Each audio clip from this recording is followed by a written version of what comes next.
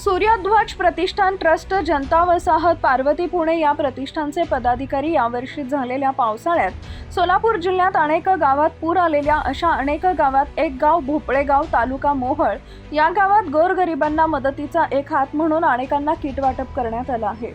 पुणे जिल्ह्यातून आलेल्या सूर्यध्वज प्रतिष्ठान ट्रस्टचे संस्थापक अध्यक्ष सचिन लंगर, युवराज कांबळे, नितीन हनमगर पाटील, राहुल लंगर, निलेश गायकवाड, प्रदीप शिवशरण, आयुब शेख, रवी सावंत, सचिन तुपसमिंदर, शुभम लंगर, नितीन तुपसमिंदर, अमोल बनसोडे, मोहसिन शेख, अक्षय लकडे, दत्ता कदम, चिकू लोंडे, वसीम शेख, तेजस गायकवाड, राजू पठाण, सुलेमान पटेल, सूरज शेख, वसीम शेख, दादा गायकवाड व पदाधिकारी कार्यकर्ते उपस्थित होते।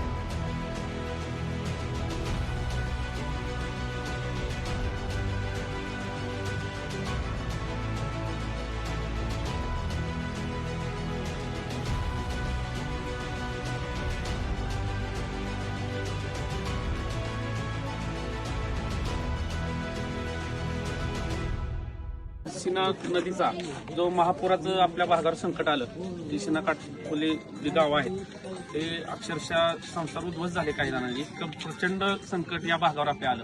मग आपल्या गावचेच सचिन लंगर असतील, राहुल लंगर असतील, ज्या म्हणजे पुराची परिस्थिती निर्माण झाली त्या दिवसापासून संपर्कात होते की बाबा आम्हाला काय करता येईल का। त्यांनी माझ्याबरोबर सरपंचाबरोबर चर्चा केली। मग आम्ही सांगितलं बाबा असं आपल्याला धान्य किट वगैरे देता येईल का बघा।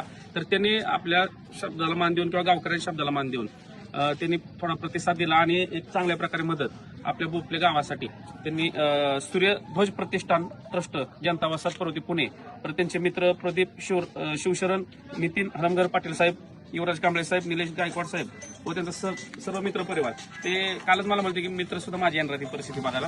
तर ते सगळे मित्र परिवार घेऊन आज आपल्या बोपले गावाला एक